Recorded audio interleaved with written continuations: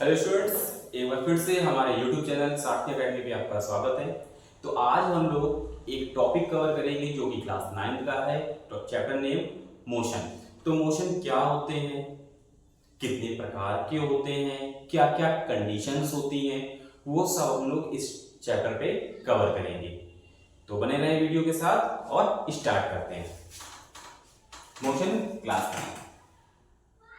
तो आज जो हम लोग बेसिकली कवर करने जा रहे हैं इस वीडियो के थ्रू, वो टॉपिक होंगे आपके motion, types of motion, motion क्या होता है, कितने प्रकार के होते हैं, डिस्प्लेसमेंट एंड डिस्टेंस, डिस्प्लेसमेंट क्या होता है, डिस्टेंस क्या होती है, इनमें डिफरेंस क्या होता है, ये सारी चीजें हम लोग इसमें कवर करेंगे। स्पीड एंड वेलोसिटी को कवर करेंगे, ठीक है, स्पीड और वेलोसिटी को भी कवर करेंगे कि क्या डिफरेंस होता है स्पीड में, क्या डिफरेंस होता है वेलोसिटी में, ठीक है, ये कौन सी क्वांटिटीज होती है, कौन स्केलर होता है, कौन वेक्टर होता है, स्केलर वेक्टर क्या होते हैं, वो सारी चीजें हम लोग इसमें कवर करेंगे।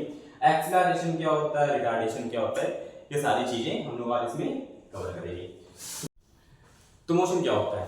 तो मोशन का सीधा सा मीन्स होता है when a object change our position with respect to time, यानी कि कोई एक ऑब्जेक्ट अगर अपनी पोजीशन को चेंज करता है समय के साथ, तो दैट इज कॉल्ड मोशन। ये उसका मोशन होता है। जैसे मेरे हाथ पे मार्कर, ये आपका पेन रखा हुआ है, ठीक है, ये पेन रखा हुआ है, अगर ये पेन हम इस जगह से उठा करके दूसरी जगह पर रख दें, तो इसने क्या किया, अपनी पोजीशन चेंज की, अपनी जगह चेंज की, और अपनी पोजीशन और जगह को चेंज करते समय इसने कुछ ना कुछ तो टाइम लिया होगा ना। तो इसी चीज को हम लोग क्या बोलते हैं, मोशन। जैसा कि हम लोगों ने डेफिनेशन पे कवर किया हुआ है, लिखा हुआ है an object is said to be motion when its position change with respect to time and the observer. And observer का मतलब जब किसी से कोई देख रहा होगा तभी तो उसे पता चलेगा कि इसकी पोजीशन चेंज हुई है, ठीक है। अब जैसे इसके एग्जांपल क्या हो गए, एग्जांपल भी आपको मैंने बता रखे हैं। It describe the position and object we need a reference point at a origin. अगर हमें कोई पॉइंट या फिर किसी पर्टिकुलर चीज को रेफरेंस नहीं बनाएंगे तो हमें पता कैसे चलेगा कि हमने अपनी पोजीशन चेंज की है। जैसे कि मैं बात करता हूं, मैं अभी यहाँ पे खड़ा हूं, ठीक है, तो मैं अभी बोर्ड के रेफरेंस में खड़ा हूं। अगर मैं 2 कदम डिस्प्लेस हुआ तो इस बोर्ड से मैं 2 कदम डिस्प्लेस हुआ, तो आप उसे कैसे बताएंगे कि इसने अपनी पोजीशन चेंज की है? क्योंकि दूसरी वाली ऑब्जेक्ट ने वो पोजीशन नहीं चेंज किया हुआ है ना। अगर दोनों चीजें पोजीशन चेंज कर रही होती, जैसे सपोज दैट ये मेरे दोनों हाथ हैं, अगर दोनों हाथों को मैं ऐसे यहां से इस जगह पे ले आए, तो ये एक दूसरे के रेफरेंस पे तो ऐसा लगेगा इक्विलिब्रियम पे है ना। तो ऐसी कंडीशन में तो आपको मोशन फील ही नहीं होगा। तो मोशन फील होने के लिए ऑब्जर्वर और मूविंग ऑब्जेक्ट दोनों का फ्रेम ऑफ रेफरेंस अलग अलग होना चाहिए। सपोज दैट जैसे कि अभी हम बात करते हैं, आप और हम ऐसे बैठे हैं, लेकिन क्या एक्चुअल पे बैठे हैं? नहीं ना, अर्थ घूम रही है। तो ये हमें कब पता चलेगा? जब हम लोग अर्थ के बाहर चले जाएंगे, हमारा रेफरेंस पॉइंट बाहर होगा, यानी उस इक्विलिब्रियम पे ना हो। अभी तो हम लोग एक दूसरे के लिए क्या है, सेम इक्विलिब्रियम पे हैं, तो जितनी स्पीड मेरी है उतनी स्पीड आप तो क्या फील कर पा रहे हैं? नहीं। तो सीधा सा कहने का मतलब ये है कि कोई ऑब्जेक्ट समय के साथ अपने रेफरेंस पॉइंट के रिस्पेक्ट में अपनी पोजीशन को चेंज करेगा, वो ऑब्जेक्ट मोशन में होगा। That is clear? गुड। जैसा कि ये कार का मैंने एक आइकन बना रखा है। अब इस कार ने क्या किया, यहां से लेके यहां तक आई, तो इसको यहां से यहां तक आई है ना, यानी ये तो इसका रेफरेंस पॉइंट हुआ। तो वो एक टर्न से दूसरे टर्न आई। जैसे हम अभी यहां से लखनऊ से आगरा जा रहे हैं, तो रेफरेंस पॉइंट क्या हो गया, लखनऊ है ना, तभी तो डिस्प्लेस हुआ। इसी तरह मोशन कहते हैं। इसके बाद देखिए रेस्ट क्या होता है। रेस्ट इसी का जस्ट अगेंस्ट है, when a object do not change our position with respect to time and observer, यानी कि हम अगर अपनी पोजीशन को चेंज ना करें तो हम रेस्ट में हैं। जैसे कि मैं अभी सपोज करो, मैं कितना टाइम घड़ी नहीं पहने हुए, तो फिर भी एज्यूम करते हैं, सपोज करो मैं 12 बजे इस पोजीशन पे खड़ा हूँ, 12:05 हो गया, 12:10 हो गया, क्या मैंने अपनी पोजीशन चेंज की? नहीं की ना। आई मीन मैं किस पोजीशन में हूँ, मैं किस स्टेट में हूँ, रेस्ट में हूँ। तो रेस्ट और मोशन में अच्छे से डिफरेंस समझ में आ गया। जो समय के साथ अपनी स्थिति मतलब अपनी पोजीशन को चेंज कर रहा होगा वो मोशन होगा। जो समय के साथ अपनी स्थिति यानी पोजीशन को चेंज नहीं कर रहा होगा वो रेस्ट में होगा। तो रेस्ट क्या होता है, मोशन क्या होता है, समझ में आ गया। आप सो रहे हैं, रात में सोए, सपोज रील देख के बिंदास 11-12 बजे, और सुबह तक आप उसी बेड में ही लेटे हैं, तो क्या आपने कहीं मोशन किया? नहीं किया ना। इसका मतलब क्या है, आप रेस्ट में ही हैं। ठीक है। इसी के बाद अब अगर मोशन हुआ है, अच्छा रेस्ट की कंडीशंस नहीं हो सकती ना, रेस्ट की कोई कंडीशन नहीं हो सकती। ठीक है, रेस्ट की कोई कंडीशन नहीं हो सकती, लेकिन मोशन की कंडीशन हो सकती है कि मोशन हो रहा है, कैसे हो रहा है, किस टाइप का मोशन हो रहा है, किस तरह का मोशन हो रहा है। तो मोशन के कई टाइप्स होते हैं। तो कई टाइप्स में से हम लोगों ने कुछ बेसिकली टाइप्स को यहां पर कवर किया हुआ, जैसे uniform motion, non uniform motion, linear motion, rotational motion, circular motion, periodic motion और oscillatory motion and relative motion. तो ये आपके बेसिकली टाइप्स ऑफ 7 हैं, जो 7 प्रकार के मोशंस को हम लोगों ने यहाँ पे कवर किया है। तो ये क्या होते हैं, इनके एग्जांपल क्या है, डेली लाइफ में इनको हम कैसे देख सकते हैं, वो अब हम लोग कवर करने जा रहे हैं। तो सबसे पहला, जैसे कि हम लोगों ने अपनी शॉर्ट लिस्ट में बना रखा था यूनिफॉर्म मोशन। तो यूनिफॉर्म मोशन क्या होता है, देखिए, when a object cover a same distance with the same interval of time, अगर एक समय में यानी कि किसी भी पर्टिकुलर टाइम पीरियड में अगर आप सेम डिस्टेंस को कवर करते हैं तो यूनिफॉर्म मोशन है। जैसे कि यहां से देखिए 2 सेकंड में से 4 की डिस्टेंस कवर की, फिर अगले 2 सेकंड में से 8 की डिस्टेंस कवर की, फिर अगले 2 सेकंड में से फिर 4 की कवर की, तो 12 हो गया। आई मीन ये हर 2 सेकंड में डिस्टेंस 4 मीटर की कवर कर रहा है ना, यानी कि सेम टाइम पीरियड पे सेम डिस्टेंस अगर कवर हो रही है तो ये यूनिफॉर्म मोशन है। नॉन यूनिफॉर्म मोशन यानी कि इंटरवल ऑफ टाइम तो सेम होगा, लेकिन कवर की जाने वाली डिस्टेंस होगी वो डिफरेंट होंगी। आई मीन पहले हमने 1 घंटे में सपोज करो 2 किलोमीटर कवर कर लिया, अगले 1 घंटे में 10 किलोमीटर कवर कर लिया, अगले 1 घंटे में कहो 3 किलोमीटर कवर कर पा रहे हैं, तो ये क्या हो गया, नॉन यूनिफॉर्म मोशन। तो when object move a varying speed, varying का मतलब कम ज्यादा कर रहा हूं, varying speed covering a different distance in the same time interval, यानी कि अगर हम लोग अपनी स्पीड को कम ज्यादा करके डिस्टेंस को कम ज्यादा कवर कर रहे हैं, लेकिन हमारा टेकन टाइम जो है, टाइम पीरियड जो है वो सेम है। जैसा कि हम लोगों ने इस फिगर में बना रखा है कि देखिए पहले इन्होंने 2 मिनट में तो 1 मीटर की डिस्टेंस कवर की, अगले 2 मिनट में इन्होंने 9 की डिस्टेंस कवर कर ली, तभी से जाकर के 10 मीटर हुआ जाकर के। फिर देखिए अगले 2 सेकंड में इन्होंने 25 कवर कर लिया, यानी कि इनकी स्पीड क्या है, वेरी कर रही है, किसी भी टाइम पर कांस्टेंट नहीं है।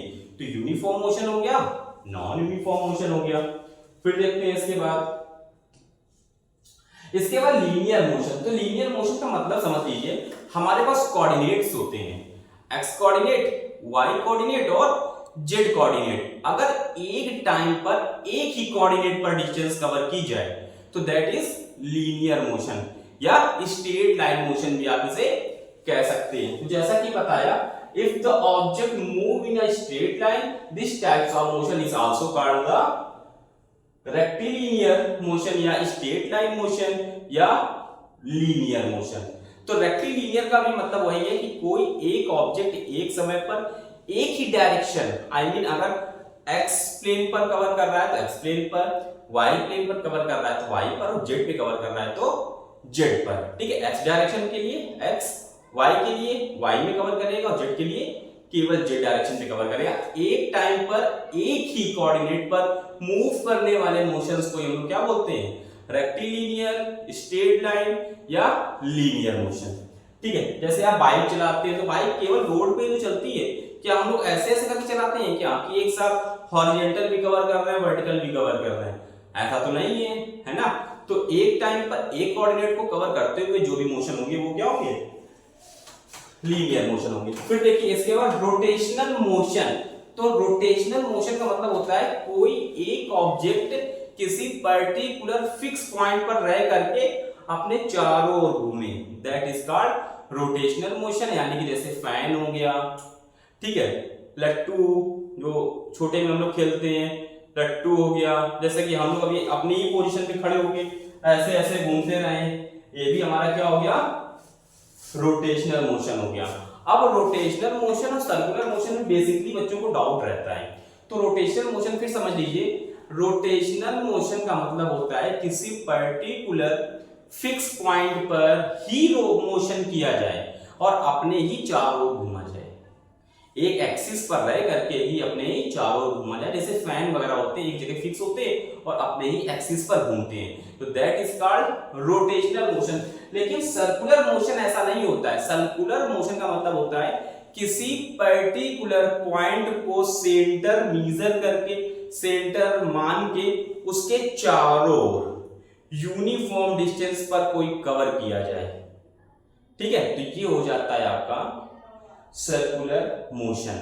सर्कुलर मोशन का मतलब समझ में आया, किसी पर्टिकुलर पॉइंट को सेंटर मान के उसके चारों ओर किए जाने वाला मोशन आपका सर्कुलर मोशन होता है। अब इसका एग्जांपल की बात करते हैं, तो इसके एग्जांपल के लिए देखिए, जैसे हम लोगों ने एक स्ट्रिंग पे एक बॉल ले ली, एक स्ट्रिंग पे एक बॉल ले ली और इसको हम लोग ऐसे ऐसे घुमा रहे हैं, ठीक है, या हॉरिजॉन्टल घुमा रहे हैं, हॉरिजॉन्टली ऐसे घुमा रहे हैं या वर्टिकली घुमा रहे हैं। तो देखिए अब ये बॉल जो स्ट्रिंग से हम लोगों ने बांधी हुई है वो हमारे फिक्स पॉइंट के चारों ओर ऐसे घूम रही है, ठीक है। जैसे दूसरा एग्जांपल ले सकते हैं, अगर हम लोग किसी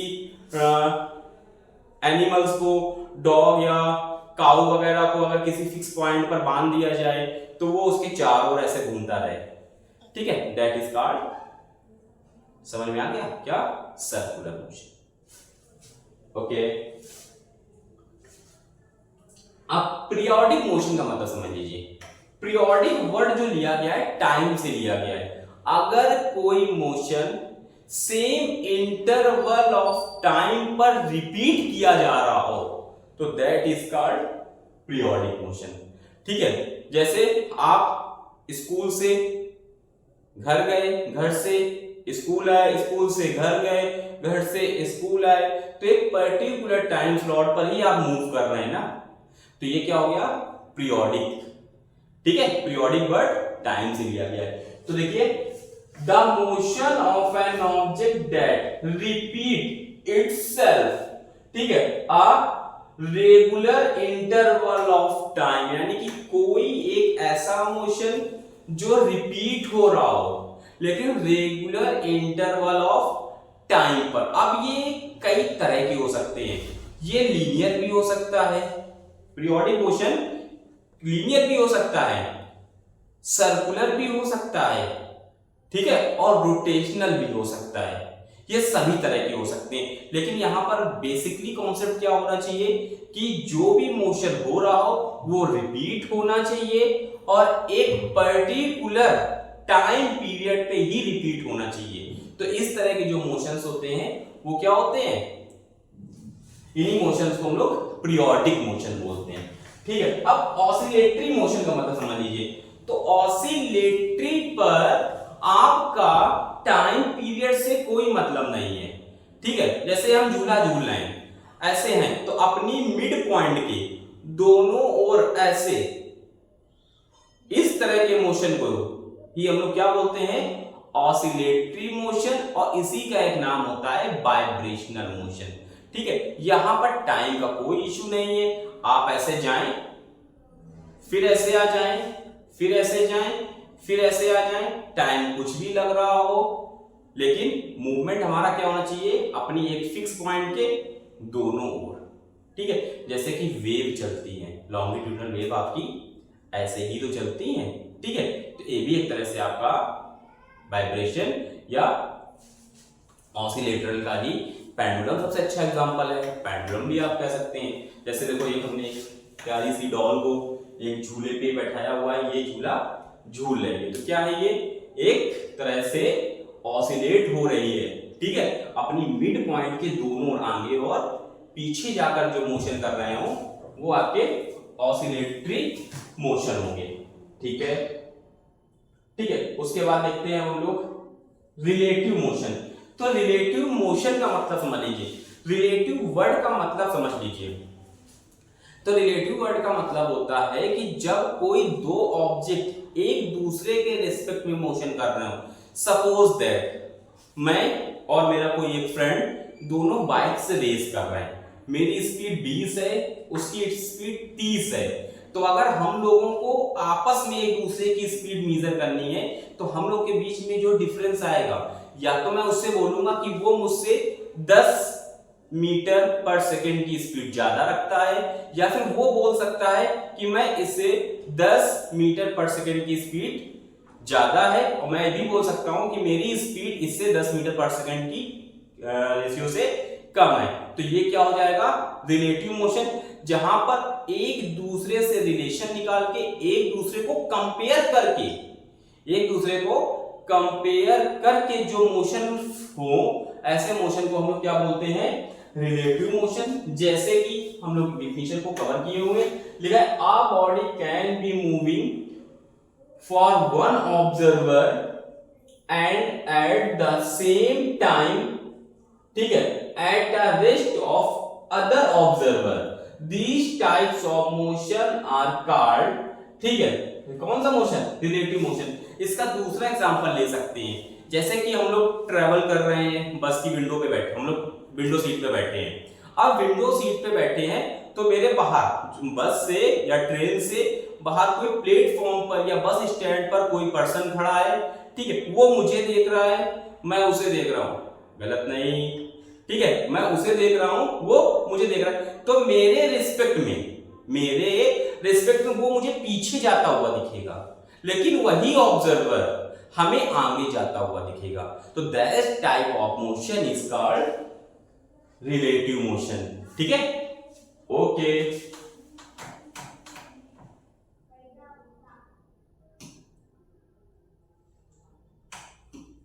इसके बाद मैं अब कवर करने जा रहा हूं, आपको सारे टाइप्स ऑफ मोशन क्लियर हो चुके हैं, ठीक है।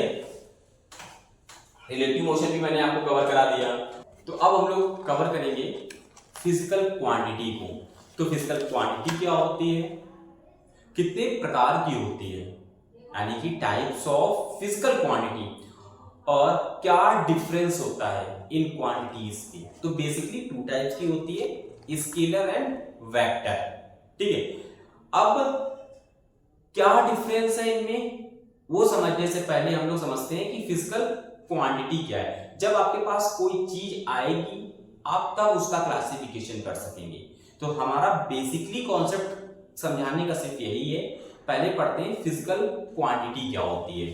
तो फिजिकल क्वांटिटी देखिए, a physical quantity is the property of the material or system that can be measured and quantified। यानी कि हमें किसी भी ऑब्जेक्ट का मेजरमेंट करने के लिए, उसका क्लासिफिकेशन करने के लिए, ठीक है, उसे अच्छे से डिस्क्राइब करने के लिए जिस चीजों की नीड होती है उसी को हम लोग क्या बोलते हैं, फिजिकल क्वांटिटी। जैसे सपोज करते हैं हमारे पास एक ये कॉपी है, क्या ये फिजिकल क्वांटिटी है? नहीं है। ये हमारे लिए क्या है, एक मटेरियल है, ठीक है, एक सिस्टम है। अब इसे मेजर करना है कि इसकी लेंथ क्या है, इसकी विड्थ क्या है, इसकी थिकनेस क्या है, और इसका वेट क्या है, इसका कलर क्या है, इसकी स्मूथनेस क्या है। अब इन सब चीजों को कैसे हम रिप्रेजेंट करेंगे, आपको कैसे समझाएंगे ये 10 ग्राम की है कि 10 किलोग्राम की है। तो इसको मेजर करने के लिए जिस सिस्टम, जिस क्वांटिटी का यूज कर रहे हैं वही हमारी फिजिकल क्वांटिटी है, ठीक है। अब फिजिकल क्वांटिटी को बेसिकली 2 पार्ट्स में डिवाइड किया है, स्केलर एंड वेक्टर। तो इसको समझ लीजिएगा, ठीक है। देखिए फिजिकल क्वांटिटी बता दिया है, for example mass present by the symbol m। अब जैसे कोई भी एक ऑब्जेक्ट है, मास, उसका मास को हम लोग प्रेजेंट किससे करेंगे, m से प्रेजेंट करेंगे। कैन बी, ठीक है, क्वांटिफाइड मास n kg। अब n kg, तो n जब केजी वर्ड लगाएंगे तभी तो आप इसे समझ पाएंगे। केवल आप कहते हैं कि ये ऑब्जेक्ट 10 का है, तो आपके मन पे एक प्रश्न चिन्ह बनता है, क्वेश्चन मार्क बनता है कि 10 क्या है। 10 ग्राम है, किलोग्राम है, टन है, कुंटल है, क्या है, नहीं पता ना। तो जब तक हम लोग इस वर्ड का यूज नहीं कर रहे हैं, इस मेजर यूनिट का यूज नहीं कर रहे हैं, जब तक आप उसे डिफाइंड, परफेक्टली डिफाइंड कर ही नहीं सकते हैं। ठीक है, अब इसी के बिहाफ पर हम लोगों ने इसे क्या किया गया है, दो पार्ट में ब्रेक कर दिया है, एक स्केलर क्वांटिटी और एक वेक्टर क्वांटिटी। तो सीधा सा कहने का मतलब ये है, मैग्नीट्यूड दोनों के पास होगा, मैग्नीट्यूड दोनों के पास होगा। किसके किसके पास, वेक्टर वाले के पास भी होगा, स्केलर वाले के पास भी होगा, बट डायरेक्शन केवल वेक्टर के पास होगी।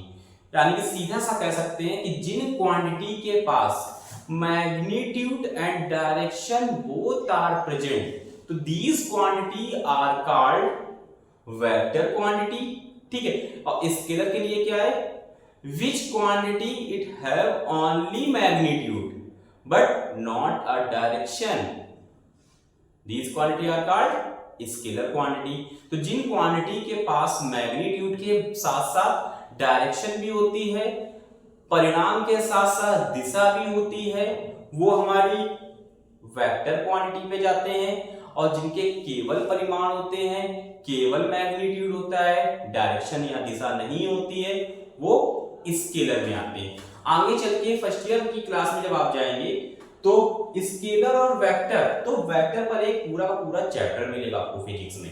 ठीक है, तो अभी एक टच के लिए ध्यान रखिएगा, केवल जिसके पास डायरेक्शन भी है वो स्केलर, सॉरी जिसके पास डायरेक्शन है वो वेक्टर, और जिसके पास डायरेक्शन नहीं है वो किसमें आ जाएगा, वो आ जाएगा स्केलर में। तो इसी को कवर किया हुआ है, देखिए, it is the physical quantity having on a magnitude but no direction, यानी कि जिन क्वांटिटी के पास केवल मैग्नीट्यूड होता है, क्या होता है, मैग्नीट्यूड होता है, डायरेक्शन नहीं होती है, वो किसमें आती है, स्केलर क्वांटिटी। भूलिएगा मत, जैसे distance and speed, distance and speed. फिर और जिनके पास स्केलर के साथ मैग्नीट्यूड के साथ साथ डायरेक्शन भी प्रेजेंट होती है, वो होता है डिस्प्लेसमेंट एंड वेलोसिटी। अब हम आपको समझाने की कोशिश करते हैं। समझाने की कोशिश के लिए हम अपने बोर्ड पर एक ई नोट खोलते हैं और समझते हैं कि कब डायरेक्शन की बात कर सकते हैं और कब उसकी। सपोज करते हैं, फोकस कीजिएगा इधर, कि ये आपका घर है, ठीक है, ये आपका होम है, और आप अपने घर के दरवाजे से बाहर निकल के यहां मुस्कुराते हुए खड़े हो गए। ठीक है, आप अपने घर के पास मुस्कुराते हुए खड़े हो गए, और मैंने कहा कि मेरा घर आपके घर से 10 किलोमीटर दूर है। मेरा घर आपके घर से 10 किलोमीटर दूर है, तो मैंने आपको क्या दे रखा है, 10 किलोमीटर, आपको मैग्नीट्यूड दे दिया। मैंने क्या दे दिया, मैग्नीट्यूड। क्या डायरेक्शन मैंने आपको बताई? जब तक मैंने डायरेक्शन नहीं बताई तब तक आप 10 इधर जाएंगे, 10 इधर जाएंगे, 10 इधर जाएंगे, 10 इधर जाएंगे, इधर जाएंगे, इधर जाएंगे, इधर जाएंगे, आपको नहीं पता। तो अभी हमने आपको केवल क्या दिया हुआ है, अभी हमने केवल आपको डिस्टेंस बताई हुई है, ठीक है, डायरेक्शन नहीं बताई। लेकिन मैं अगर यही चीज कह देता कि मेरा घर 10 किलोमीटर ईस्ट में है, मेरा घर 10 किलोमीटर ईस्ट में है, तो आप सारी डायरेक्शन को अवॉइड करते और केवल ईस्ट डायरेक्शन पे 10 किलोमीटर चलते और आपको हमारा घर मिल जाता। तो मैग्नीट्यूड के साथ साथ डायरेक्शन भी प्रेजेंट होनी चाहिए, वो क्या होगा, आपका वेक्टर में आ जाएगा। जैसे कि आपके पास एक चीज और है, गूगल मैप आपने सभी ने यूज किया है। गूगल मैप बताइए किस फिनोमिना पे काम करता है, वेक्टर पे काम करता है या स्केलर पे काम करता है? ठीक है, कमेंट सेक्शन पे इसका आंसर दीजिए। ठीक है, अब मैं बता भी देता हूं। तो जो आपका गूगल मैप है वो आपका वेक्टर फिनोमिना पे काम करता है। क्यों? क्योंकि वो आपको डायरेक्शन के साथ साथ मैग्नीट्यूड भी देता है। जैसे आपने सपोज किया दिल्ली टू आगरा, तो वो आगरा के सारे रूट को यानी कि शॉर्टेड डिस्टेंस को भी बताएगा, उसकी डायरेक्शन भी बताएगा, उसके मैग्नीट्यूड को भी बताएगा। तो जिनके पास मैग्नीट्यूड के साथ साथ डायरेक्शन होती है वो वेक्टर में आ जाते हैं, जिनके साथ केवल मैग्नीट्यूड होता है वो किसमें आते हैं? स्केलर। इसी के साथ साथ अब हम लोग आगे बढ़ते हैं डिस्टेंस एंड डिस्प्लेसमेंट में। ठीक है, तो डिस्टेंस क्या होती है? डिस्टेंस होता है किसी टाइम पीरियड पर कोई ऑब्जेक्ट जितना पाथ कवर करता है वो उसकी डिस्टेंस होती है। ठीक है, तो it is a total length of the path move by the object at a certain interval of time. यानी कि कोई ऑब्जेक्ट अपने टाइम पीरियड पर कितनी डिस्टेंस को कवर कर रहा है, वो टोटल डिस्टेंस, वो टोटल पाथ लेंथ जो है वही आपका क्या है? डिस्टेंस है। लेकिन डिस्प्लेसमेंट में ऐसा नहीं होता। डिस्प्लेसमेंट का मतलब होता है the shortest distance between the initial to final point. The shortest या minimum distance between the initial to final point, that is called displacement. तो डिस्प्लेसमेंट, अच्छा शॉर्टेज चीज को निकालने के लिए डायरेक्शन होनी चाहिए ना। अगर हमें कोई रूट का शॉर्टकट निकालना है तो हमें उसकी डायरेक्शन पता होनी चाहिए। विदाउट डायरेक्शन के शॉर्टकट होते ही नहीं है, हम गलियों में भटकते रहेंगे। अगर आपके पास डायरेक्शन है तो आप पर्टिकुलर पॉइंट पर, अपने फाइनल पॉइंट पर कम से कम टाइम पे विथ डायरेक्शन मूव करेंगे और पहुंच जाएंगे। ठीक है, तो जैसा कि बता रखा है, देखिए अब एक बात करते हैं। कोई एक भाई साहब पॉइंट ए से चलते हैं, पॉइंट बी पे जाते हैं, पॉइंट बी से पॉइंट सी पे जाते हैं। ठीक है, तो अब देखिए ये यहां से यहां गए। ठीक है, ये आपकी क्या हो गई? डिस्टेंस हो गई 4 और 3। ये क्या हो गई? आपकी डिस्टेंस हो गई। लेकिन पॉइंट ए से सी तक की बात करें तो ये shorted distance the final and initial point, ये क्या हो गया? आपका डिस्प्लेसमेंट हो गया। उसी तरह जैसे ये आपका घर है, ठीक है, ये आपका स्कूल है, आप स्कूल से ऐसे गए, 2 किलोमीटर इधर गए, 3 किलोमीटर इधर गए, 1 किलोमीटर इधर गए, 1 किलोमीटर इधर गए, 1 किलोमीटर इधर गए, तो आपने टोटल डिस्टेंस कितनी कवर की? 3 2 5 3 8 9 10 और 11। ये आपकी हो गई डिस्टेंस। क्योंकि मैंने क्या लिख रखा है यहां पर? यहां लिख रखा है टोटल लेंथ ऑफ पाथ। लेकिन अगर शॉर्टेज की बात करें तो शॉर्टेज स्कूल टू होम कितना है? 5 का। तो ये क्या हो जाएगा? आपका डिस्प्लेसमेंट। तो ऐसे पॉइंट क्लियर करते हैं। डिस्टेंस होती है वो स्केलर होती है क्योंकि उसके पास डायरेक्शन नहीं होती है। डिस्प्लेसमेंट क्या होती है? वेक्टर होती है क्योंकि मैग्नीट्यूड के साथ साथ डायरेक्शन भी है। मैग्नीट्यूड तो दोनों में है लेकिन इसके पास डायरेक्शन भी है। फिर it magnitude does not depend on the path following by the object, यानी कि मैग्नीट्यूड पाथ पर डिपेंड नहीं करता। ठीक है, क्योंकि हम शॉर्टेज निकाले डिस्टेंस के साथ में, लेकिन यहां पर डिपेंड करेगा। फिर देखिए it can be more than और equal to the magnitude of the displacement, यानी कि जो डिस्टेंस है वो डिस्प्लेसमेंट के बराबर हो सकती है, लेकिन जो डिस्प्लेसमेंट है वो डिस्टेंस के बराबर नहीं हो सकती। दूसरा, इट इज ऑलवेज पॉजिटिव, और ये पॉजिटिव एंड निगेटिव दोनों हो सकती है। पॉजिटिव निगेटिव दोनों हो सकती है। फिर हाँ, वो एक अलग की बात है, निगेटिव साइन को नेग्लेक्ट कर देते हैं, लेकिन होती है। फिर देखिए it is not necessary the distance will be zero. ठीक है, इफ डिस्प्लेसमेंट इज जीरो, यानी कि हम लोग कह सकते हैं कि डिस्टेंस कभी जीरो नहीं हो सकती है। लेकिन डिस्प्लेसमेंट जीरो हो सकता है। कैसे हो सकता है, इस चीज को देखिए। अगर initial and final point same है तो डिस्प्लेसमेंट क्या हो जाएगा, जीरो, लेकिन डिस्टेंस जीरो नहीं होगा। कैसे, इस चीज को समझते हैं।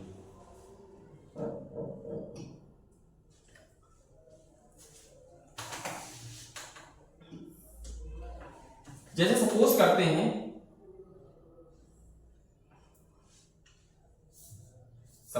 हैं कि आप एक सर्कुलर पाथ के चक्कर लगा रहे हैं।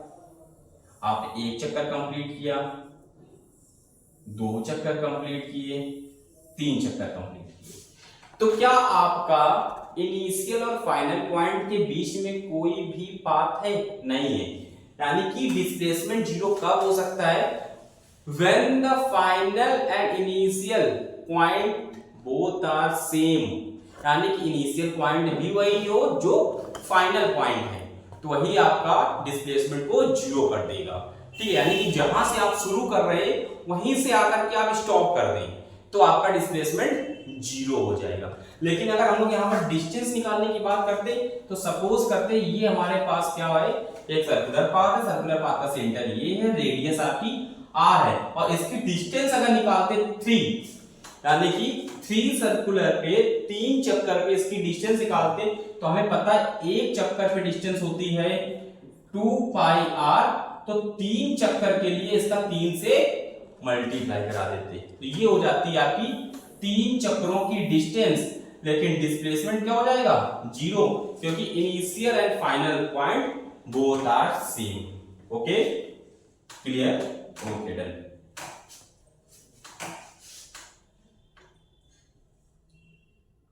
अब बात करते हैं स्पीड की।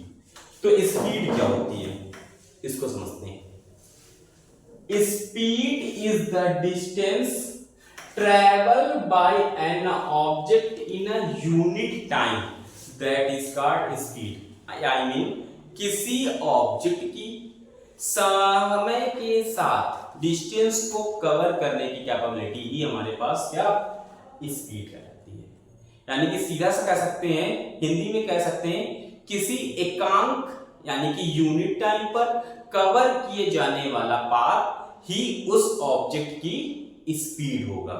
ठीक है, if a body cover a certain distance in a certain amount of time, यानी कि कोई एक ऑब्जेक्ट सर्टेन डिस्टेंस पर सर्टेन अमाउंट ऑफ डिस्टेंस को कवर करता है टाइम के साथ में, तो हमारा क्या हो जाएगा, स्पीड होगा। फिर it's SI unit of speed is metre per second, यानी कि जो आपकी स्पीड है, स्पीड की SI unit metre per second होती है, लेकिन commercial unit kilometre per hour होती है। ठीक है, अब कॉमर्शियल का मतलब व्यापार से है हमारे पास। व्यापार का मतलब जैसे रेलवे का कन्वेंस हो गया, ठीक है, फ्लाइट का चार्ज हो गया, तो ये लोग मीटर पर सेकंड पे आपसे चार्ज नहीं लेते हैं, ये किलोमीटर पर सेकंड के हिसाब से, किलोमीटर पर आवर के हिसाब से आपको चार्ज करते हैं। जैसे सपोज करो आप कोई एक कैब बुक करते हैं एक शहर से दूसरे शहर पे, ठीक है, तो एक शहर से दूसरे शहर जाने के लिए आप उसे ये थोड़ा ना बोलेंगे कि भाई साहब वहां चलना है और वहां की जो डिस्टेंस है वो हमारे घर से 3415 मीटर है। आप ऐसा नहीं बोलेंगे ना, आप क्या बोलेंगे, 3 किलोमीटर है, 4 किलोमीटर है, तो आप उसे क्या किलोमीटर में रिप्रेजेंट कर रहे हैं। ठीक है, तो सीधी सी बात है, स्पीड का जो कॉमर्शियल है वो किलोमीटर पर सेकेंड है, और जो एसआई है वो क्या है, एसआई यूनिट जो है वो मीटर पर सेकंड। जैसे आपसे कोई एमसीक्यू आ जाए और आपसे कह दिया जाए कि स्पीड की यूनिट क्या है, वहां पे मीटर पर सेकंड भी लिखा हो, किलोमीटर पर आवर भी लिखा हो, किलोमीटर पर सेकंड भी लिखा हो, मीटर पर मिनट भी लिखा हो, ऑल ऑफ दीज भी हो, तो ये सारी यूनिट आपकी किसकी हैं स्पीड की। लेकिन अगर उसी क्वेश्चन पे ये पूछे कि भैया इनमें से एसआई यूनिट कौन सी है, तो फिर आप बिना सोचे, बिना अपना दिमाग खर्च किए मीटर पर सेकंड के साथ जाएं और अपना एक नंबर अचीव करें।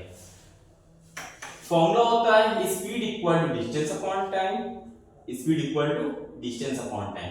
अब एवरेज स्पीड की बात करते हैं, तो एवरेज स्पीड का मतलब समझते हैं पहले। तो एवरेज स्पीड का मतलब है, इसके लिए मैं आपको एक एग्जांपल से समझाना चाहूंगा। हमारे पास एक जर्नी है यहां से यहां तक की, यानी कि पॉइंट ए से पॉइंट बी तक की एक जर्नी है। तो पहले हम लोग यहां से यहां तक कवर करते हैं।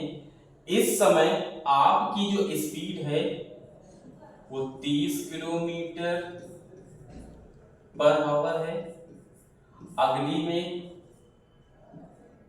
80 किलोमीटर पर आवर हो गई, ठीक है, और अगली में 40 किलोमीटर पर सेकंड के हिसाब से ले लिए। यानी कि सीधा सा कहने का मतलब है कि यहाँ पर आपने 1 घंटे में 1 आवर में 30 किलोमीटर की डिस्टेंस कवर करी, दूसरे घंटे में 80 किलोमीटर की डिस्टेंस कवर करी, अगले घंटे में 40 किलोमीटर की डिस्टेंस कवर करी। तो आपकी स्पीड क्या कर रही, वेरी कर रही, कहीं कम कहीं ज्यादा। तो आप एवरेज स्पीड कैसे निकालेंगे, तो एवरेज स्पीड निकालने का सीधा सा मतलब है total distance travel by the total interval of time. यानी कि टोटल डिस्टेंस को ट्रेवल करने पे हमने टाइम कितना लिया है, टोटल टाइम निकाल लीजिए, वही होगी आपकी एवरेज स्पीड। जैसे आप यहां से कोई स्टेशन जाते हैं तो किसी स्टेशन पे गाड़ी तेज चलती है, किसी में जल्दी जाती है। आप किसी जर्नी को 3 घंटे में कंप्लीट करते हैं तो टोटल डिस्टेंस में आप 3 घंटे का डिवाइड करेंगे, आपकी एवरेज स्पीड आ जाएगी। क्योंकि आप जब स्पीड वेरी कर रहे हैं तो आप पर्टिकुलर कोई एक स्पीड को कांस्टेंट मान करके नहीं कह सकते ना कि मैं आपके घर इस स्पीड से आया हूं, ठीक है ना, क्योंकि स्पीड तो वेरी करती रही है, आप किसी को एक्सप्लेन नहीं कर सकते। आप क्या बोलेंगे कि मैं एक चौराहे से दूसरे चौराहे तक इतनी स्पीड से गया, अगले चौराहे पे इतने की स्पीड से गया, वहां जाम लगा था और वहां इतने की स्पीड से गया, फिर आगे ब्रेकर आ गया, फिर वहां पे ये करने लगा, ये करने का समझ रहे हो ना, करने लगा। फिर तो ऐसे आप क्या बताएंगे, total distance total time, average निकल आएगा। ओके, इसी के साथ अब हम लोग आगे बढ़ते हैं। स्पीड है, डिस्टेंस है इसके पास, मैग्नीट्यूड है इसके पास, लेकिन डायरेक्शन नहीं है, तो ये किस कैटेगरी में डाली जाएगी, स्केलर, है ना। अब इसी के पास वेलोसिटी आते हैं। वेलोसिटी वर्ड, जैसे कि हम लोग वहां पर देख रहे थे, total distance cover by the cover with the unit time, ठीक है। तो यहां पर यूनिट टाइम तो ठीक है, लेकिन डिस्टेंस नहीं है, यहां डिस्प्लेसमेंट कवर होंगे, ठीक है। तो the rate of change of displacement is called the velocity, ठीक है। तो यानी कि इसको हम दूसरी लैंग्वेज में कह सकते हैं, the displacement cover by the unit time is called velocity. इसकी भी SI unit metre per second होती है और commercial unit kilometre per hour होती है। फॉर्मूले पे कोई खास इफेक्ट नहीं आता है, डिस्टेंस की जगह डिस्प्लेसमेंट कवर हो जाता है और स्पीड की जगह वेलोसिटी। तो नया फॉर्मूला आपके पास एक तरह से आ जाता है, velocity equal to displacement upon time. अब इसका भी एवरेज कैसे निकालते हैं, तो अब इसका एवरेज इनिशियल और फाइनल को जोड़ के बाय 2 कर देते हैं। तो वेलोसिटी को यहाँ पर 2 पार्ट में रिप्रेजेंट किया जाता है, इनिशियल वेलोसिटी और फाइनल वेलोसिटी। तो इनिशियल वेलोसिटी को रिप्रेजेंट करते हैं u से और फाइनल वेलोसिटी को रिप्रेजेंट करते हैं v से। इनिशियल प्लस फाइनल बाय 2 कर देंगे। वहां पर क्या कर रहे थे, total distance upon total time, यहां पर इनिशियल प्लस फाइनल बाय 2 कर देंगे तो एवरेज स्पीड आ जाएगी। यहां डिस्प्लेसमेंट कवर कर रहे हैं, इसलिए इसके पास मैग्नीट्यूड के साथ साथ डायरेक्शन भी होगी, तो इसको उठा के वेक्टर स्लॉट पे डालेंगे, वेक्टर कैटेगरी पे डालेंगे। कि अगर आपसे पूछ दिया जाए कि स्पीड कौन सी फिजिकल क्वांटिटी है तो आप बताएंगे स्केलर, लेकिन वेलोसिटी कौन सी फिजिकल क्वांटिटी है, वेलोसिटी कौन सी फिजिकल क्वांटिटी है, वेक्टर क्वांटिटी।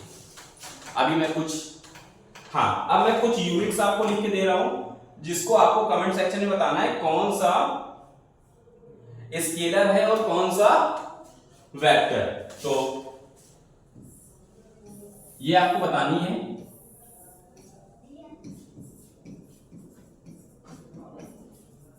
डेंसिटी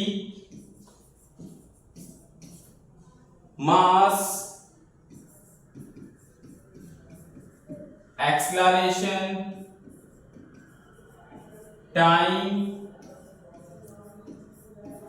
वर्क और फोर्स, बस इतने के लिए ये सारी 6 कैटेगरीज जो है फिजिकल क्वांटिटी है सारी की सारी। ये जो मैंने बॉक्स बना रखा है ये सारी फिजिकल क्वांटिटी है। इसको बताना है कौन सी स्केलर है और कौन सी वेक्टर। तो इसका स्क्रीनशॉट ले लीजिए, कमेंट सेक्शन पे कमेंट करिए। तो जैसा कि अभी हम आपको बता चुके हैं स्पीड और वेलोसिटी में क्या डिफरेंस होता है, तो कुछ पॉइंट्स ये इनके बिहाफ पर स्पीड और वेलोसिटी में क्या डिफरेंस होता है वो देख लेते हैं। The difference between the speed and velocity. तो आप डिफिनीशन के बिहाफ पे जान चुके हैं कि वेलोसिटी में डिस्प्लेसमेंट को कवर करते हैं, स्पीड में डिस्टेंस को कवर करते हैं। क्वांटिटी के हिसाब में भी जान चुके हैं कि ये वेक्टर क्वांटिटी पे आती है और ये स्पीड जो है स्केलर में आती है। क्यों आती है अभी एक्सप्लेन किया है। मैग्नीट्यूड की बात करते हैं तो वेलोसिटी का मैग्नीट्यूड 0 हो सकता है, नेगेटिव हो सकता है, पॉजिटिव हो सकता है। क्यों? क्योंकि ये स्केलर में सॉरी वेक्टर में आ रही ना, तो वेक्टर क्योंकि डिस्प्लेसमेंट है, डिस्प्लेसमेंट कैसा हो सकता है, 0 भी हो सकता है, पॉजिटिव भी हो सकता है, नेगेटिव भी हो सकता है। तो स्पीड भी आपकी वेलोसिटी भी आपकी पॉजिटिव हो सकती है, नेगेटिव हो सकती है, 0 भी हो सकती है। लेकिन स्पीड जो है डिस्टेंस को कवर कर रहा होता है। डिस्टेंस कभी भी आपकी डिस्टेंस को हम लोग क्या कह सकते हैं कि स्पीड कैन नेवर, ठीक है, नेगेटिव और 0, यानी कि जो स्पीड है वो कभी भी 0 और नेगेटिव नहीं हो सकती। वेलोसिटी हो सकती है, क्यों? डिस्प्लेसमेंट नेगेटिव होता है, 0 भी हो सकता है, इनिशियल एंड फाइनल जब सेम होते हैं तो 0 हो जाता है। इसलिए वेलोसिटी जो है आपकी 0 भी हो सकती है, पॉजिटिव भी हो सकती है और नेगेटिव भी हो सकती है। लेकिन ऐसा कोई भी चीज आपको स्पीड के साथ देखने को नहीं मिलेगा।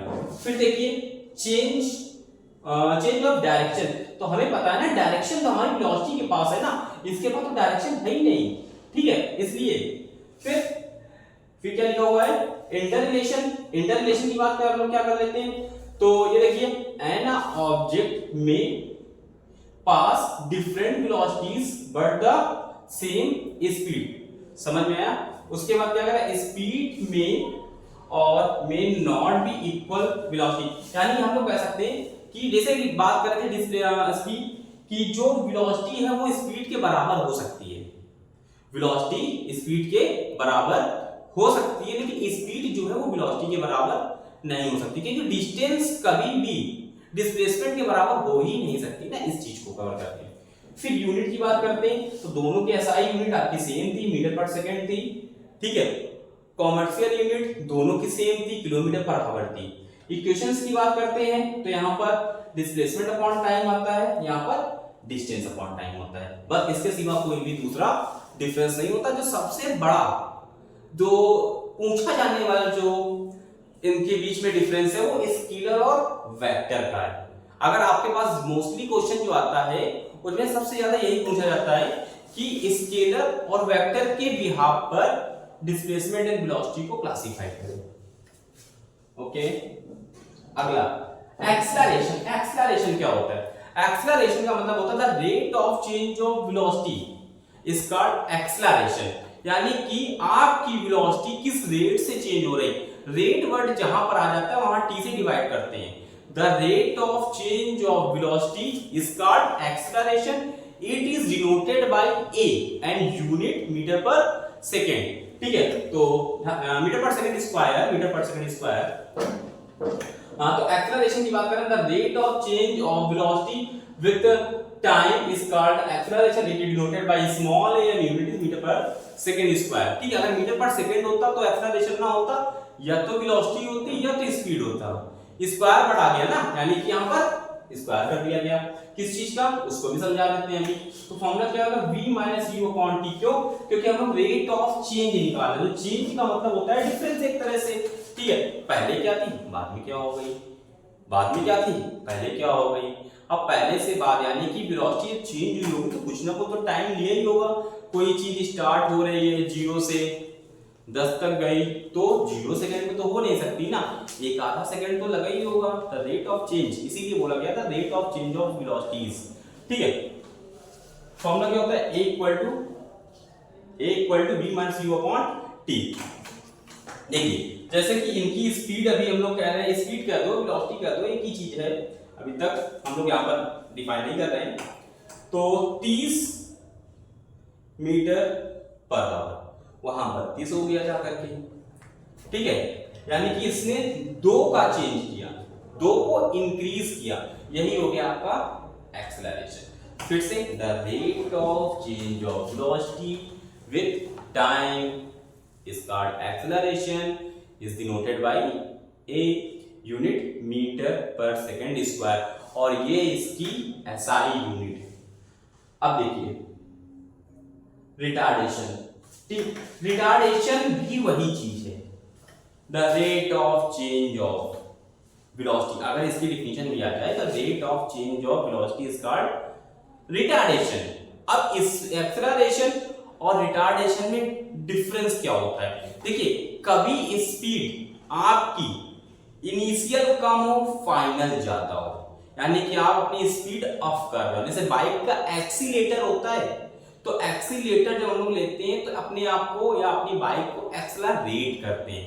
एक्सेलरेट करते समय क्या होता है? स्पीड बढ़ती है, और बढ़ने का मतलब पहले वाली कम यानी कि इनिशियल कम यानी कि u कम और v ज्यादा, ठीक है। तो इसको हम क्या कह सकते हैं? एक्सेलरेशन। यहां पर जस्ट उल्टा होता है, ये कंडीशन अप्लाई की जाती है ब्रेक लगाते समय, ठीक है। अगर हम लोग ब्रेक लगाएंगे तो हमारी स्पीड पहले ज्यादा होगी, ब्रेक लगाने के बाद डिक्रीजमेंट ऑर्डर नीचे आ रहा होगा ग्राफ, यानी कि कम हो रही होगी, ठीक है। तो यहां पर सीधा सा कह सकते हैं the negative amount of acceleration is called retardation, यानी कि अगर कभी भी एक्सेलरेशन निगेटिव आ जाए तो उसे हम लोग एक्सेलरेशन ना बोल के रिटार्डेशन बोलेंगे तो ज्यादा अच्छा होगा, ठीक है। तो retardation is seen in a uniform motion during the decreasing in velocity with time. जहां पर वेलोसिटी डिक्रीज हो रही हो टाइम के साथ, उसी को हम लोग क्या बोलेंगे? रिटार्डेशन। तो जैसा समझा चुके हैं हम आपको एक्सेलरेशन और रिटार्डेशन में अंतर क्या होता है। जब स्पीड आपकी इनिशियल कम हो, फाइनल ज्यादा हो, ठीक है, यानी कि पहले वाली स्पीड u कम हो और फाइनल ज्यादा हो रही हो, उस समय एक्सेलरेशन की कंडीशन होगी।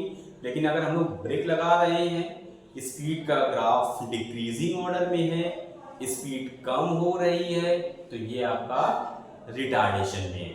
तो निगेटिव वर्ड का यूज जो हम लोग कर रहे हैं, इस चीज को समझ लेते हैं, क्योंकि हम लोग जैसा कि देख चुके हैं फॉर्मूला जो होता है आपका वो a = v - u upon t होता है। दोनों कंडीशन हम आपको बताने की कोशिश कर रहे हैं। सपोज करते हैं कि हमारी जो स्पीड है वो पहले 10 थी, ठीक है। तो पहले वाली स्पीड यानी कि ये 10 थी, 10 मीटर पर सेकेंड, और ये वाली हमने बढ़ा के अपनी कितनी कर दी है? 20 कर दी है, 20 मीटर पर सेकेंड। तो अगर इसी फॉर्मूले पर रखेंगे तो क्या लिखेंगे? 20 - 10। और सपोज करो ये सब होने में आपको समय लगा है 2 सेकेंड का, तो रिजल्ट क्या आया होगा आपका? यहां से सेपरेट करने पे 10 आएगा, यहां से 2 आएगा, और यहां से 5 मीटर पर सेकेंड स्क्वायर का एक्सेलरेशन हुआ होगा। यानी कि स्पीड हम लोगों ने क्या की है? बढ़ाई होगी। लेकिन अगर इसी के अगेंस्ट चले जाएं, इसी के अगेंस्ट कहने का मतलब हमारे क्या है? इसी का उल्टी कंडीशन को अप्लाई कर दें, तो उल्टी कंडीशन का मतलब समझ रहे हैं ना? सपोज करते हैं कि v की वैल्यू कम कर दें। अब जैसे पहले स्पीड हमारे पास जो है इनिशियल वाली, वो हम लोग कर दें 20, और इसको ब्रेक लगा दिया तो इससे तो कम हो जाएगी, ठीक है। तो ब्रेक लगाने पर ये स्पीड सपोज करते हैं 5 हो गई, ठीक है। अगर आपको अब इस फॉर्मूले में रखते हैं तो देखिए 5 और -20, और ये सब काम करने पे हमें जो टाइम लगा, स्पीड को ब्रेक लगाने पे कम करने के लिए जो टाइम लगा, सपोज करते हैं 3 सेकंड का। टाइम तो कुछ भी हो सकता है, तो यहां से आंसर क्या आएगा? सब्ट्रैक्ट करेंगे तो -15/3 = -5 मीटर पर सेकेंड स्क्वायर। तो ये जो निगेटिव साइन आया है, ये है तो एक तरह से एक्सेलरेशन का ही पार्ट, लेकिन स्पीड कैसी हुई है?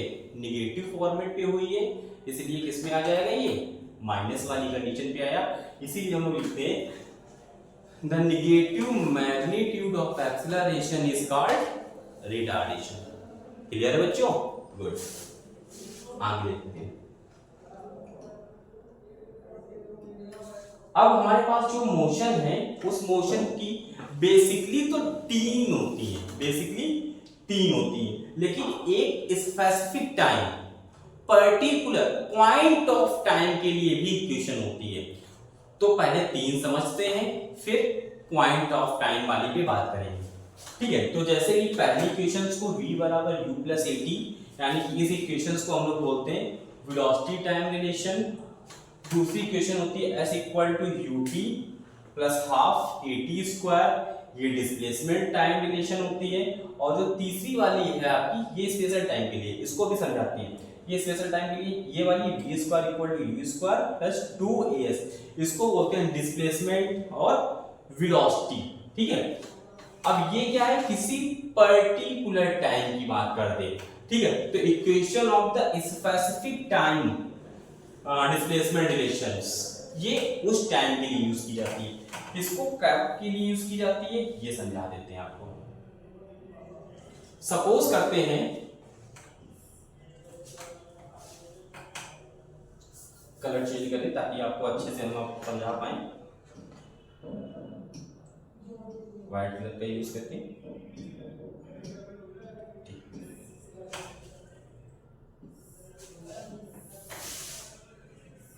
ये आप शुरू के ये 1 सेकेंड है, ये 2 सेकेंड है, ये आपका 3 सेकेंड है, ये आपका 4 सेकेंड है। आपकी वेलोसिटी क्या है पता नहीं। अगर आपसे कह दे कि आपने 4 सेकेंड में 20 मीटर की डिस्टेंस को कवर किया, ठीक है, तब आप ये सारी इक्वेशंस अप्लाई कर सकते हैं फर्स्ट सेकेंड थर्ड। लेकिन अगर आपसे कह दें कि आपने ये बताइए कि सेकेंड में कितनी डिस्टेंस कवर की, ना तो आपको 1 सेकेंड की डिस्टेंस लेनी है और ना आपको 3 और 4 की लेनी है। केवल आपको ये बताना है कि आपने केवल और केवल 2 सेकेंड में कितनी डिस्टेंस कवर करी है। इसको समझाते हैं कैसे। जैसे आपका स्कूल का जो टाइम है, सपोज करते हैं 10 से सुबह 8 से 2 बजे का है, ठीक है, सुबह 8 से 2 बजे का स्कूल टाइम हो गया। लेकिन अगर आपसे कह दिया जाए कि आप ये बताइए कि आपने 10:30 से 10:40 तक क्या पढ़ा, तो इस पूरे होल इंटरवल ऑफ टाइम से हमने कोई एक स्पेसिफिक स्लॉट दे रखा है, स्पेसिफिक टाइम की बात कर दी है, ठीक है। तो उस टाइम पर कितनी डिस्टेंस कवर करी है हम लोगों ने, उसके लिए अगर आपसे कभी कह दे तो उसके लिए ये हम लोग की इक्वेशंस क्या होगी, s equal to half t फिर अंदर v प्लस u। जैसे आप यहां से स्कूल से कह सकते हैं कि आप किसी एक स्टेशन से दूसरे स्टेशन जाते हैं। सपोज करते हैं आपका घर कानपुर में है, ऑफिस आपका लखनऊ में है, आप सुबह 7 बजे निकलते हैं और आप 9 बजे लखनऊ पहुंच जाते हैं 2 घंटे में, ठीक है। तो लखनऊ की एक एवरेज डिस्टेंस हम लोग 2 घंटे का 100 किलोमीटर ले लें, टाइम 2 घंटे लग रहा है। लेकिन अगर हम आपसे कहते हैं कि बताइए आप 7 बजे निकले थे, आप बताइए 8:01 से 8:02 में कितनी डिस्टेंस कवर की। तो इस पूरे इंटरवल ऑफ टाइम में से मैंने आपको कोई एक स्लॉट दिया 1 सेकेंड 2 सेकेंड का, अब पूरी डिस्टेंस में से उतनी टाइम पर कितनी डिस्टेंस कवर की, उसे बोलते हैं स्पेसिफिक टाइम इक्वेशंस, ठीक है। तो उम्मीद करते हैं समझा चुके होंगे। कोई डाउट्स हो कमेंट सेक्शन पे लिखिए, बाय एग्जांपल विद क्वेश्चन आपको समझाते हैं, ठीक है। फ्री फॉल, फ्री फॉल क्या होता है? फ्री फॉल का मतलब होता है, हाँ, इसको समझाने से पहले मैं आपको एक ये भी बता रहा हूं कि ये जो इक्वेशंस हैं इनकी डेरिवेशन होती है। डेरिवेशन की मैं एक अलग से स्पेशल वीडियो बना दूंगा। डेरिवेशन कई पार्ट में सॉल्व होती हैं, कई कॉन्सेप्ट से सॉल्व होती हैं। एक होता है डेफिनेशन मेथड, दूसरा होता है ग्राफिकल मेथड और तीसरा होता है कैलकुलस मेथड। तो दो मेथड आपको 9th स्टैंडर्ड तक के लिए तो ठीक है। कैलकुलस मेथड जो आएगा यानी कि थर्ड मेथड, वो थोड़ा सा लेवल अप के लिए है। लेवल अप के लिए क्यों? क्योंकि कैलकुलस में हम इंटीग्रेशन और डिफरेंशिएट पार्ट का यूज करते हैं, जो अभी आपके संपर्क में आपके कंटेंट में, आपके सिलेबस में नहीं है। इसलिए आपको केवल दो तरह की डेरिवेशंस पढ़ सकते हैं, एक ग्राफिकल डेरिवेशन से, एक ग्राफिकल मेथड से ये सारी इक्वेशन सॉल्व कर सकते हैं, और एक डिफिनिशन मेथड से। तो इसका आपको अलग से वीडियो बना करके मिल जाएगा, ठीक है। अब हम लोग बात करते हैं इस चैप्टर के लास्ट टॉपिक पर, free fall motion. Free fall motion और मोशन अंडर ग्रेविटी, यानी कि जो मोशन ग्रेविटी के अंदर होते हैं वही फ्री फॉल होते हैं। इसका कहने का मतलब समझ लो, फॉल मींस गिरना होता है, समझते हैं, ठीक है। मोशन और फ्री क्या रहा है? फ्री का मतलब हमारा कोई उस चीज से नहीं है, कोई अमाउंट से नहीं। फ्री का मतलब होता है जैसे ये ऑब्जेक्ट है और इसको मैंने यहां से गिराया, तो जब इस ऑब्जेक्ट ने गिरना स्टार्ट किया, तो क्या इस पर कोई एक्सटर्नल फोर्स अप्लाई हो रहा हो? नहीं हो रहा है, केवल एक फोर्स अप्लाई हो रहा होगा, ग्रेविटेशनल फोर्स। यानी कि जब किसी कंडीशन पर कोई चीज गिर रही हो और उस पर कोई एक्सटर्नल फोर्स ना लग रहा हो, तो उसे हम लोग क्या बोलते हैं? फ्री फॉल बोलते हैं। फ्री फॉल को अगर इसको हम लोग ऐसे पुश करके फेंकते तो ये फ्री फॉल नहीं है, क्योंकि मैंने इस ऑब्जेक्ट को हाथ से एक पुश किया हुआ है, ठीक है। फिर अगर इसी ऑब्जेक्ट को अगर हम क्या करें, फैला दें, सपोज करो कोई बड़ी सरफेस की चीज ले लें ऐसे, तो देखेंगे कि इसका एरिया ज्यादा है, एरिया के कारण इस पे एयर रेजिस्टेंस लग रहा होगा, ठीक है। तो वो एयर रेजिस्टेंस भी ना लग रहा हो, या हम लोग उसको नेग्लेक्सिबल कर लें, यानी कि कोई भी एक्सटर्नल फोर्स से ना दे रहा हो, केवल एक फोर्स लग रहा हो, ग्रेविटेशनल फोर्स, इसके सिवा कोई दूसरा फोर्स ना हो गिरते समय, तो इस तरह के फॉलिंग कंडीशंस को हम लोग बोलते हैं फ्री फॉल कंडीशन। तो लिखा हुआ है free fall motion under gravity, it when an object move only under influence of gravity without any external force acting upon it. This motion is accelerated, लगातार इसकी स्पीड बढ़ती रहेगी, ठीक है, and if known as the acceleration due to gravity, और इसी की speed को बढ़ते रहने के कारण हम लोग इसे acceleration due to gravity भी बोल देते हैं, जिसे स्मॉल g से शो कर देते हैं, जिसकी वैल्यू 9.8 मीटर पर सेकेंड होती है, ठीक है। मीटर पर सेकेंड स्क्वायर कितनी? 9.8 मीटर पर सेकेंड स्क्वायर होती है। इसे अप्रोक्सीमेट रफली इक्वल टू हम लोग 10 भी ले सकते हैं। अच्छा, एक क्वेश्चन मैं आपको इसी पे दूंगा। देखिए, जैसे ये स्काई ड्राइवर जब प्लेन से कूदते हैं, तो एक तरह से हम लोग कहते हैं अगर इन पर कोई भी एयर रेजिस्टेंस ना लगा हो तो एकदम फ्री फॉलिंग कंडीशन पर गिर रहे होते हैं जब तक ये पैराशूट नहीं खोल रहे हैं, ठीक है। इस बॉल को मैंने यहाँ से गिराया स्कूल से, मैंने इस वाले बच्चे इसने गिराया, तो ये भी हमारी फ्री फॉल की ही कंडीशन है। अब जैसे एक बात मैंने बोली एक्सेलरेशन ड्यू टू ग्रेविटी, तो आपको पता है हमारी अर्थ सरफेस कैसी है? स्फेरिकल मानते हैं हम लोग। तो जो ग्रेविटेशनल एक्सेलरेशन होता है वो हमारा अर्थ से आता है, अर्थ की सरफेस से आता है। तो जो 9.8 है वो क्या होल सरफेस पे यूनिफॉर्म होता है या अलग अलग होता है? यानी कि पोलर पर और इक्वेटर्स पर क्या इसकी वैल्यू अलग अलग होती है या 9.8 होती है? अगर अलग अलग होती है तो पोलर पे ज्यादा होती है या इसकी क्या पोलर पे ज्यादा होती है या इक्वेटर पे ज्यादा होती है? ये कमेंट सेक्शन पे आंसर दिए इसका, ठीक है। तो इसी के साथ ये चैप्टर हम लोग कंप्लीट करते हैं, और कंप्लीट करने के बाद अगर वीडियो अच्छा लगा हो तो इसे लाइक शेयर करें। अगर आप हमारे चैनल पर पहली बार आए हैं तो सब्सक्राइब और बेल आइकन को प्रेस करना ना भूलें। थैंक यू, बने रहें सारथी एकेडमी के साथ। ओके।